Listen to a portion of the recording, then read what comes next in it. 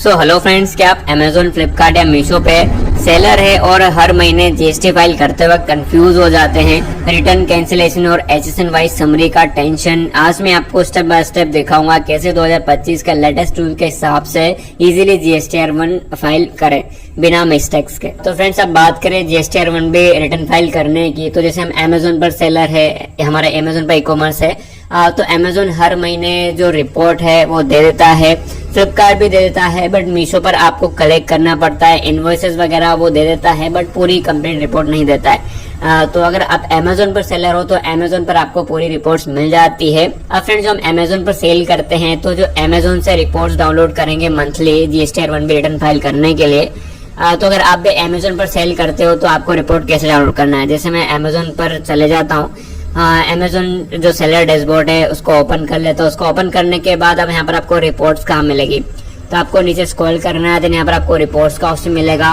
उसके बाद यहाँ पर आपको जो मैनेज टैक्सेस का ऑप्शन मिलेगा, आपको सिंपली इस पर क्लिक करना है। इस पर क्लिक करने के बाद यहाँ पर आपको डाउनलोड रिपोर्ट का ऑप्शन मिलेगा, आपको सिंपली डाउनलोड रिपोर्ट्स पर क्लिक करना है।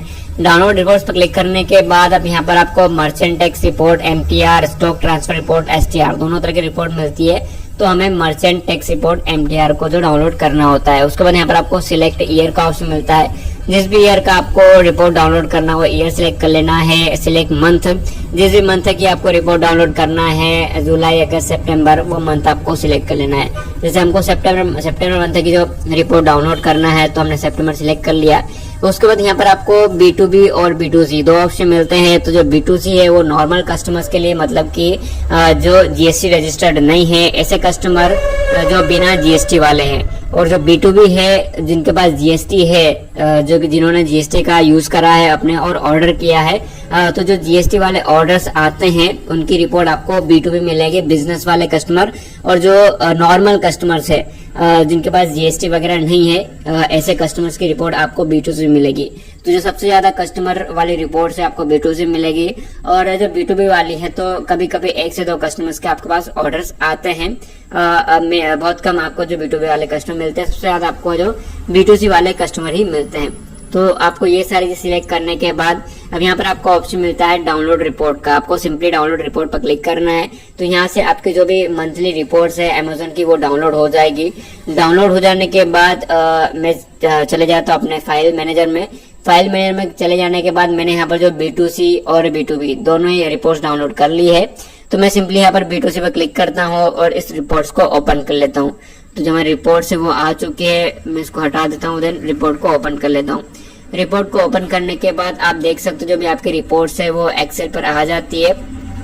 अब यहाँ पर आपके जो सितंबर मंथ के जितने भी ऑर्डर रिफंड हुए हैं, कैंसिल हुए हैं, डिलीवर हुए हैं, वो सारा डाटा यहाँ पर आपको देखने को मिल जाएगा। वो जो भी GST की रिपोर्ट है वो यहाँ पर अमेजोन दे देता है। तो यहाँ पर आप देख सकते हो रिफंड वाले ऑर्डर्स भी हमारे पास, कैंसिल वाला भी है, शिपमेंट वाला भी है, सारे ऑर्डर्स मिल जाते हैं। तो यहाँ पर आपको इसके सामने ऑर्डर ID मिल जाता है, शिपमेंट ID मिल जाता है। उसके बाद यहाँ पर आप देखोगे आगे जाके तो यहाँ पर आपको एसएसएन कोड वगैरह तो सारी डिटेल्स मिल जाती है, मतलब कि आपका ऑर्डर कहाँ से निकला है, आपका स्टेट, आपका सिटी, उसके बाद कहाँ पर डिलीवर हुआ है, जो भी आपका प्रोडक्ट का अमाउंट था टोटल, उसके बाद जो भी इनवॉइस अमाउंट था, जो टैक्स अमाउंट था, उसके बाद जो IGST लगा, CGST है, SGST है, तो सारी की सारी डिटेल यहाँ पर आपको मिल जाती है इस टेबल में। इस टेबल को देखकर आप जो GSTR1 भी रिटर्न फाइल कर सकते हो। तो अब आपको इस टेबल को देखकर जो GSTR1 भी रिटर्न फाइल कैसे करना है, तो फिर से फ्रेंड्स अब आपको आ जाना है। आपको जो GST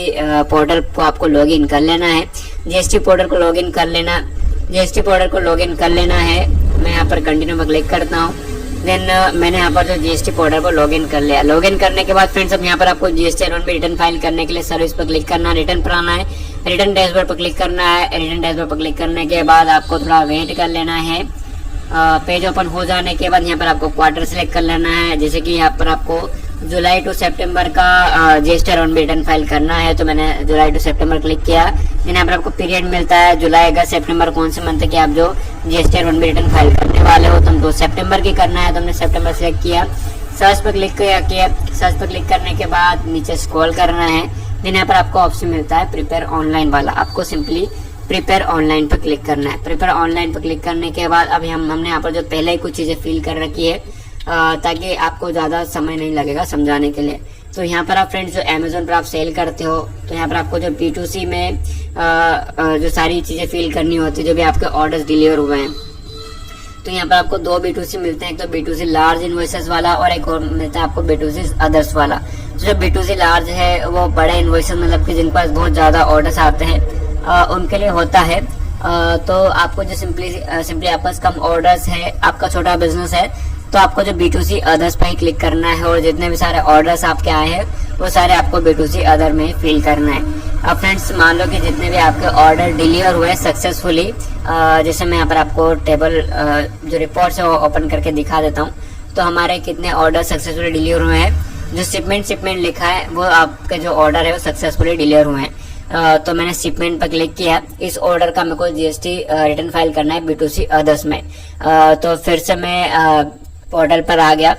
पोर्टल पर आने के बाद अब यहाँ पर आप देख सकते हो जो हमारा पहला ऑर्डर था दिल्ली वाला, उसका डाटा हमने यहाँ पर फिल किया है। अब जैसे ऐड रिकॉर्ड पर क्लिक करोगे, ऐड रिकॉर्ड पर क्लिक करने के बाद जो नया पेज ओपन हो जाता है और यहाँ पर आपको जो सारा डाटा फिल करना होता है। अब यहाँ पर मैं आपको दिखा देता हूँ। फिर से मैं रिपोर्ट को ओपन करता हूँ। रिपोर्ट को ओपन करने के बाद अब हमें यहाँ पर जो पहले क्या चाहिए, तो पहले हमें चाहिए यहाँ पर POS, मतलब कि कौन से स्टेट में ऑर्डर डिलीवर हुआ था। तो फिर से मैं टेबल को ओपन करता हूँ। उसको ओपन करने के बाद हम यहाँ पर जो स्टेट को देखेंगे तो जो हमारा ऑर्डर था वो दिल्ली में डिलीवर हुआ था, दिल्ली। तो हम यहाँ पर जो दिल्ली डाल देंगे। जैसा फिर से ओपन करता हूँ। जो POS है यहाँ पर आपको जो दिल्ली सिलेक्ट करना पड़ेगा। यहाँ पर आप देख सकते हो दिल्ली कहाँ पर है। यहाँ पर आपको दिल्ली सर्च करना है। POS में जिस भी स्टेट में डिलीवर हुआ है उस स्टेट को आपको सिलेक्ट करना है। जैसे मैंने दिल्ली सिलेक्ट किया, उसको टैक्सेबल वैल्यू होती है। तो टैक्सेबल वैल्यू आपको फिर से रिपोर्ट को ओपन करना है। टैक्सेबल वैल्यू आपको कहाँ मिलेगी, तो जो आपका इनवॉइस का जो ओरिजिनल प्राइस था वो 259 था, और जो टैक्स वाला था तो टैक्स वाला यहाँ पर 219.49। तो जो आपका 219.49 है, ये अमाउंट आपको फिल करना है टैक्सेबल वैल्यू में। जैसे मैंने फिल किया 219.49। और यहाँ पर जो भी सप्लाई टाइप है, मतलब कि आप जिस भी स्टेट में से सेल कर रहे हो उसके अलावा अदर स्टेट में आपका प्रोडक्ट डिलीवर हुआ है तो वो इंटर स्टेट में आता है। और अगर मान लो कि आपके स्टेट में डिलीवर हुआ है तो वो इंटर स्टेट आता है। तो ये ऑटोमेटिक ले लेता है सप्लाई टाइप। आपको सिर्फ स्टेट यहाँ पर आपको POS में डालना है और जो टैक्सेबल वैल्यू है वो यहाँ पर डालनी है। और यहाँ पर आपको जो रेट सिलेक्ट करना पड़ता है आपके प्रोडक्ट पर कि कितना % रेट लगा है। तो यहाँ पर वो चीज़ भी आपको मिल जाएगी 18% जैसे होता है नॉर्मल। ये देख सकते हो IGST रेट यहाँ पर 18% दिखा रहा है। तो आपको जो 18% यहाँ पर आपको सिलेक्ट कर लेना है। सिलेक्ट पर क्लिक करना है, यहाँ पर आपको 18% पर क्लिक करना है। तो जिसका IGST है वो ऑटोमेटिकली यहाँ पर ले लेता है। तो इस तरह से आपको जो भी इन डिटेल्स को ऐड करनी है, जितने भी आपके ऑर्डर डिलीवर हुए हैं, यहाँ पर आपको स्टेट सिलेक्ट करना है। यहाँ पर आपको जो टैक्सेबल वैल्यू जो अमाउंट है टैक्स कट करके वो पूरा अमाउंट यहाँ पर ऐड करना है। और सप्लाई टाइप ऑटोमेटिक ले लेता है। और जो भी आपका रेट है वो यहाँ पर आपको ऐड करना है 18% का। और उसके बाद यहाँ पर आपको नीचे स्क्रॉल करना है। स्क्रॉल करने के बाद यहाँ पर आपको ऑप्शन मिलता है सेव वाला, आपको सिंपली सेव पर क्लिक कर देना है। तो हमारे पास जो ऑलरेडी सेव है तो हम सिंपली बैक पर क्लिक करते हैं। आप देख सकते हो यहाँ पर हमारा जो दोनों प्रोडक्ट का रेट 18% था। एक हमारा दिल्ली में डिलीवर हुआ था और एक हमारे स्टेट में डिलीवर हुआ था MP में। तो हमने दोनों पर ही 18% जो GST था वो लगा था हमें। टोटल टैक्सेबल वैल्यू तो एक की 219.49 थी और एक की 219.50 थी। एक पर IGST लगा जो कि अदर स्टेट में हमारा डिलीवर हुआ था वो 39.51, और जो दूसरा हमारे स्टेट में डिलीवर हुआ था उस पर हमें CGST लगा है और HGST लगा है। तो दोनों 19.76 लगा है, और जो सेस था वो 000। तो ये सारी चीजें फिल कर देना है आपको।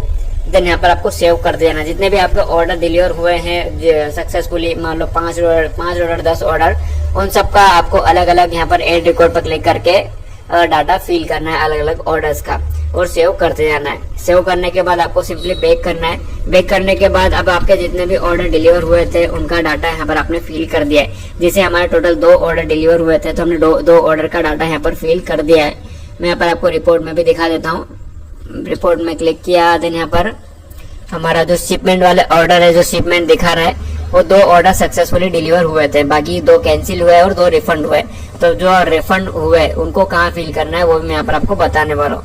फिर से हम जो जीएसटी पोर्टल को ओपन करते हैं। अब अगला हमारा आता है क्रेडिट डेबिट नोट रजिस्टर्ड और अनरजिस्टर्ड। अब यहाँ पर रजिस्टर्ड वाला वो कस्टमर होते हैं जो जीएसटी वाले हैं जिन्होंने रिटर्न किया है, तो उनका क्रेडिट डेबिट नोट आपको बनाना पड़ता है। तो हमने यहाँ पर जो रजिस्टर्ड वाला कस्टमर हमारा एक था, तो उसका भी क्रेडिट नोट बनाया है। तो वह कैसे बनाना है, इस पर क्लिक करना है। इस पर क्लिक करने के बाद अब यहाँ पर आपको ऐड रिकॉर्ड का ऑप्शन मिलेगा। हमने ऑलरेडी यहाँ पर रिकॉर्ड ऐड कर रखा है हमारा, बट आपको मैं बता देता हूँ कि आपको ऐड कैसे करना है। इस पर क्लिक किया। इस पर क्लिक करने के बाद जो भी रेसिडेंट का जीएसटी नंबर था वो आपको रिपोर्ट में ही मिल जाएगा। रिपोर्ट से आप देख सकते हो रेसिडेंट का नाम आपको ऐड करना है। डेबिट क्रेडिट नोट नंबर आपको उसे मिल जाएगा, रिपोर्ट में मिल जाएगा, वहीं से आपको ले लेना है। जो भी डेट था, जिस भी डेट को रिटर्न हुआ था वो डेट सिलेक्ट करना है। नोट टाइप में आपको क्रेडिट सिलेक्ट करना है। क्रेडिट सिलेक्ट करने के बाद यहाँ पर आपको नोट वैल्यू वो मतलब कि जो भी अमाउंट था कट के जो टोटल अमाउंट था उसमें से कट के जो अमाउंट बचता है, जिसमें यहाँ पर आपको हमारे B2C वाली रिपोर्ट है, इसमें ही बता देता हूँ। हमने B2B की रिपोर्ट डाउनलोड कर रखी है, बट आपको मैं B2C में ही बता देता हूँ। जैसे कि आप देख सकते हो यहाँ पर जो ओरिजिनल अमाउंट है और एक अमाउंट है टैक्स एक्सक्लूसिव वाला। तो जो टैक्स एक्सक्लूसिव वाला अमाउंट है वो आपको ऐड करना है यहाँ पर नोट वैल्यू में। और जो पीओस में तो आपको पता ही है, पीओस में आपको स्टेट सिलेक्ट करना है जिस भी स्टेट में डिलीवर हुआ था। ये सारी चीज फिल करने के बाद नीचे स्क्रॉल करना है और सेव पर क्लिक कर देना है। ऐसे आपके जितने भी रजिस्टर्ड कस्टमर है जिन्होंने रिटर्न किया है उसका आपको क्रेडिट डेबिट नोट बनाना है, जो B2B वाले कस्टमर है। अब आपको जो B2C वाले कस्टमर है उनका डाटा आपको कहाँ फिल करना है, तो वो भी मैं आपको बता देता हूँ। आपको बैक आ जाना है। बैक आने के बाद नीचे स्क्रॉल करते हैं। अब हमारे जो अनरजिस्टर्ड जिनका जीएसटी नहीं है, जिन्होंने के ऑर्डर रिटर्न किया है, वो वाले कस्टमर को आपको अनरजिस्टर्ड में ऐड करना है। अब यहाँ पर आप देख सकते हो हमारे 2 जो कस्टमर थे जिन्होंने की रिटर्न किया है, ये हमारा B2C वाला है जिनका जीएसटी नहीं है। मैं यहाँ पर आपको दिखा देता हूँ रिटर्न। ये आप देख सकते हो सबसे ऊपर 2 रिफंड दिखा रहे हैं, वो दोनों ने ऑर्डर रिटर्न किया हुआ है। तो उनका डाटा आपको फिल करना होता है अनरजिस्टर्ड में, जिनका जीएसटी नहीं है। तो उसका डाटा आपको कैसे फिल करना है हमने ऑलरेडी फिल कर रखा है। ऐड रिकॉर्ड पर क्लिक करना है।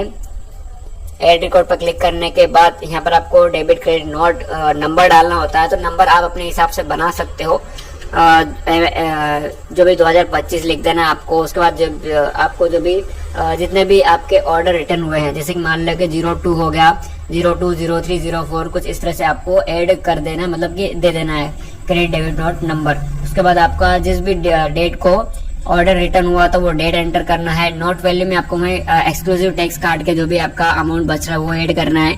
सिलेक्ट नोट टाइप में यहाँ पर आपको क्रेडिट सिलेक्ट करना है। क्रेडिट सिलेक्ट करने के बाद पीओस में आपको अपना स्टेट सिलेक्ट करना है, जिस भी स्टेट में डिलीवर हुआ था। स्टेट सिलेक्ट करने के बाद नीचे स्क्रॉल करना है। स्क्रॉल करने के बाद अब यहाँ पर आपको क्रेडिट करना है। स्क्रॉल करने के बाद आपका प्रोडक्ट का जो भी जीएसटी लगा था 18%, 40%, 12%, वो आपको सिलेक्ट करना है। जैसे आपका 18% लगा था तो यहाँ पर आपको अमाउंट ऐड करना है। जैसे आप कुछ भी अमाउंट ऐड करोगे तो जो उसका IGST वो ऑटोमेटिक यहाँ से ले लेगा। ये सारी चीज फिल करने के बाद आपको क्या करना है, नीचे स्क्रॉल करना है। यहाँ पर आपको सेव वाला ऑप्शन मिलेगा, आपको सिंपली सेव पर क्लिक कर देना है। तो जो भी आपका रिकॉर्ड है वो ऐड हो जाएगा। ऐसे आपको जितने भी ऑर्डर जो रिटर्न आए थे, जो अनरजिस्टर्ड वाले हैं, जो B2C वाले हैं, उनका डाटा आपको फिल करते जाना है। जैसे हमारे 2 कस्टमर थे तो हमने नोट नंबर में ये इस तरह का नंबर कुछ क्रिएट कर दिया, MSCN 2025-046। जो डेट थी, जिस डेट को रिटर्न हुआ था, रिक्वेस्ट है तो वो डेट डाल दिए। नोट टाइप में दोनों ने क्रेडिट कर दिया है। टैक्सेबल वैल्यू में अमाउंट डाल दिया है, जो IGST टैक्स लगा वो डाल दिया है और इनको सेव कर दिया। इनको सेव करने के बाद आपको नीचे सेव का ऑप्शन मिलेगा, उसको सिंपली सेव कर देना है। सेव हमने पहले से करा हुआ है तो हम तो सिंपली बैक आ जाते हैं। बैक आने के बाद अब नेक्स्ट आता है हमारा HSN वाइज समरी। अब HSN वाइज समरी में यहाँ पर आपको HSN वाइज समरी ऐड करनी होती है। जो B2C है, B2B वाला है, B2B में ऐड करना है, और जो B2C वाला है उनको B2C में आपको ऐड करना होता है। तो आप देख सकते हो कि हमने यहाँ पर दोनों का डाटा फिल कर दिया है। अब HSN वाइज समरी में आपको क्या फिल करना होता है, जो भी आपके ऑर्डर डिलीवर हुए थे सक्सेसफुली उन ऑर्डर्स का डेटा यहाँ पर आपको फिल करना होता है। जैसे कि आप देख सकते हो यहाँ पर हमने फिल कर रखा है HSN नंबर, जो भी आपका प्रोडक्ट का HSN नंबर था वो HSN नंबर हमने डाल दिया है। डिस्क्रिप्शन में यहाँ पर आपका जो भी प्रोडक्ट है वो उस प्रोडक्ट का नाम आपको डालना है। उसके बाद जो डिस्क्रिप्शन HSN पर ये ऑटोमेटिक ले लेता है। यूकेसी में 9 नंबर डाल दिया है। टोटल क्वांटिटी तो हमारे जो ऑर्डर्स थे, टोटल 2 ऑर्डर्स थे, तो 2 ऑर्डर्स के हमने 2 यहाँ पर ऐड कर दिया। उसके बाद ऑप्शन मिलता है पर आपको टोटल टैक्सेबल वैल्यू वाला, तो जो 2 ऑर्डर्स को प्लस करके जितना भी अमाउंट बन रहा था वो हमने यहाँ पर टोटल कर दिया। मान लो कि 200 का आपका एक ऑर्डर था, 200 के 2 ऑर्डर हो गए तो 400 रुपए यहाँ पर हमने ऐड कर दिया, 438 रुपए। उसके बाद जो रेट था 18% था तो 18% ऐड कर दिया। IGST हमारा एक ऑर्डर पे 219.50 था और बाकी जो हमारे स्टेट में डिलीवर हुआ था उस पर CGST और HGST लगा, तो दोनों का हमने 19.76 ऐड कर दिया। मैं यहाँ पर आपको ऊपर टेबल में समझा देता हूँ। अब यहाँ पर आपको अपना प्रोडक्ट का HSN नंबर डालना है। डिस्क्रिप्शन में जो भी आपका प्रोडक्ट है वो ऐड करना है। Product name as in master, इसको आपको ब्लैंक छोड़ना है। डिस्क्रिप्शन इसको ब्लैंक छोड़ना है। यूकेसी में यहाँ पर आपको 9 नंबर्स का ऑप्शन मिलेगा, आपको 9 नंबर सिलेक्ट करना है। टोटल क्वांटिटी आपके ऑर्डर्स के, टोटल 2 ऑर्डर हमारे थे, 2 ऑर्डर यहाँ पर आपको डालना है। टोटल टैक्सेबल वैल्यू उन 2 ऑर्डर्स का जितना भी अमाउंट था उनको प्लस करना है। मतलब कि जो एक्सक्लूसिव टैक्स टोटल जैसे कि 250 का ऑर्डर था उसको काट के जो एक्सक्लूसिव टैक्स आता है, जैसे मैं यहाँ पर आपको दिखा देता हूँ फिर से। जो आपका प्रिंसिपल जो टोटल अमाउंट आपका 249 है, तो जो प्रिंसिपल वाला एक्सक्लूसिव टैक्स है उसको आपको ऐड करना है दोनों ऑर्डर्स का, दोनों को प्लस करके यहाँ पर आपको इकट्ठा यहाँ पर डाल देना है, इसमें ऐड कर देना है टोटल टैक्सेबल वैल्यू में। उसका रेट आपको 18% दे देना है। अब यहाँ पर आपको इंटीग्रेटेड टैक्स में मान लो कि एक ऑर्डर हमारे स्टेट में डिलीवर हुआ था, उस पर हमें CGST और HGST लगेगा, और जो अदर स्टेट में हुआ था उस पर IGST लगेगा। तो एक ऑर्डर पर आपका जो भी अमाउंट था उस पर आपको इंटीग्रेटेड टैक्स निकालना है, GST निकालना है, और जो दूसरा आपके ऑर्डर आपके स्टेट में डिलीवर हुआ था उस पर आपको CGST और HGST निकालना है, और दोनों में CGST HGST फिल करना है और एक में IGST फिल करना है। ये सारी चीजें फिल करने के बाद आपको सिंपली यहाँ पर ऐड का ऑप्शन मिलेगा, ऐड पर क्लिक कर देना है। देन सबसे लास्ट में आके आपको सेव का ऑप्शन मिलेगा, आपको सेव पर क्लिक करके इनको सेव कर देना है। तो ये आपका डाटा सेव हो जाता है HSN वाइज समरी वाला। अब जो नेक्स्ट आता है हमारा डॉक्यूमेंट इश्यूड वाला, तो डॉक्यूमेंट इश्यूड पर क्लिक करोगे तो यहाँ पर आपके जितने भी डॉक्यूमेंट इश्यूड हुए थे, मान लो कि आपको टोटल 7 ऑर्डर्स मिले थे, जिनमें से कुछ ऑर्डर आपके कैंसिल हुए थे, कुछ रिटर्न हुए थे और कुछ डिलीवर हुए थे। तो यहाँ पर आप देख सकते हो हमने यहाँ पर फ्रॉम में 2 ऑर्डर्स डाल दिए जो कि हमारे सक्सेसफुली डिलीवर हुए थे। 2 में हमने 5 ऑर्डर्स कर दिए जो कि यार रिटर्न और रिफंड दोनों को मिलाकर आ गए। टोटल हमारे 7 ऑर्डर्स हो गए, जिसमें से 5 कैंसिल हुए, जो रिटर्न और कैंसिल दोनों को मिलाकर, और जो 2 ऑर्डर थे वो सक्सेसफुली डिलीवर हुए। तो ये हमारा डाटा जो है फिल हो गया। तो यहाँ से हमको ये सारी चीजें फिल कर देना है और एड डॉक्यूमेंट पर क्लिक करके इनको फिल करने के बाद नीचे सबसे लास्ट में आ जाना है। फिर नीचे लास्ट में आपको सेव का ऑप्शन मिलेगा, आपको सेव पर क्लिक कर देना है। यहाँ पर आप देख सकते हो सेव का ऑप्शन मिलता है, आपको सेव पर क्लिक कर देना है। सेव पर क्लिक करने के बाद आपको फिर से बैक आ जाना है। बैक आने के बाद ये सारी चीजें आपके जो फिल हो जाती है।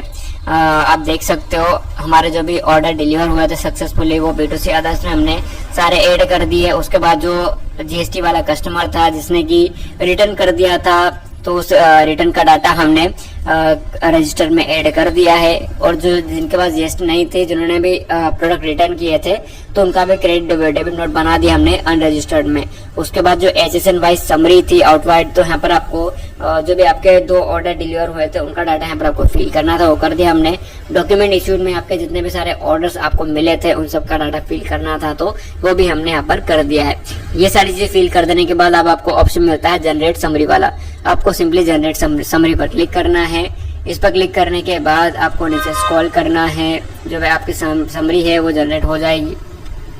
यहाँ पर क्या दिखा रहा है, your generate summary request has been received, please check the status in something by clicking by refresh to view consider summary and file JSTR1। तो यहाँ पर आपको जनरेट समरी पर क्लिक करने के बाद पेज को रिफ्रेश करना होता है। तो हम सिंपली एक बार पेज को रिफ्रेश कर लेते हैं। रिफ्रेश करने के बाद अगर फिर भी ऑप्शन नहीं आता है तो आपको थोड़ा टाइम वेट कर लेना है। यहाँ पर क्या दिखा रहा है, error HSN wise B2B supplies are not reported in table 12, kindly provide details to proceed further।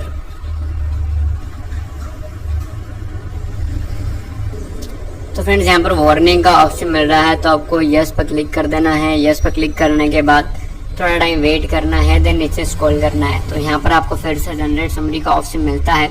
हमारे पास कुछ एरर दिखा रहा है, return form is already ready to be filed, please click refresh icon to see change in status. तो यहाँ पर refresh फिर से करने के लिए बोल रहा है, तो फिर से हम रिफ्रेश कर लेते हैं। फिर से हमने रिफ्रेश किया, देन फिर से हम स्क्रॉल करते हैं। तो यहाँ पर अब ऑप्शन दिखा है प्रोसीड टू फाइल समरी वाला, इस पर क्लिक करते हैं। इस पर क्लिक करने के बाद अब यहाँ पर हमारा जो सारा भी डाटा देखने के लिए मिल जाएगा। जो सारी चीज़ें हमने ऐड करी है वो सब यहाँ पर हमें देखने के लिए मिल जाएगा। नीचे स्क्रॉल करके और भी देखते हैं। सेटिस्फाइड 211 जो भी हमारे ऑर्डर्स थे उन सब का डाटा यहाँ पर मिल जाता है। सबसे लास्ट में आ जाना है, एंड में एंड रिपोर्ट देख लेना है। तो यहाँ पर आपको ऑप्शन मिलता है फाइल स्टेटमेंट का, आपको सिंपली फाइल स्टेटमेंट पर क्लिक करना है। फाइल स्टेटमेंट क्लिक करने के बाद यहाँ पर आपको चेकबॉक्स को फिल करना है, ऑथराइज सिग्नेचर को आपको सिलेक्ट करना है। देन यहाँ पर आपको फाइल विथ ईवीसी का ऑप्शन मिलता है, सिंपली आपको फाइल विथ ईवीसी पर क्लिक कर देना है। देन यहाँ पर आपके पास एक ओटीपी शेयर किया जाएगा, उस ओटीपी को आपको फिल करना है। ओटीपी फिल करने के बाद आपको सिंपली वेरीफाई पर क्लिक करना है। वेरीफाई पर क्लिक करने के बाद आपको थोड़ा टाइम वेट कर लेना है। तो फ्रेंड्स हमारा जो GSTR 1B है वो सक्सेसफुली रिटर्न फाइल हो चुका है।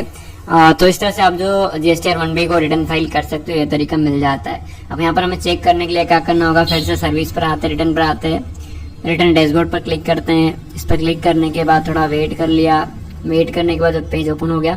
अब नेक्स्ट आपको इस पर क्वार्टर पर क्लिक करना है। जो भी जिस भी मंथ का हमने फाइल किया उसको सिलेक्ट करना है, सर्च पर क्लिक करना है, और आप देख सकते हो जो हमारा GSTR 1B है वो रिटर्न फाइल दिखा रहा है। स्टेटस यहाँ पर आपको फाइल दिखा देगा। अब हमारा जो GSTR 3B है वो यहाँ पर इसकी ड्यू डेट है 20 तारीख, तो 20 तारीख से पहले पहले हमें इसको भी रिटर्न फाइल करना है।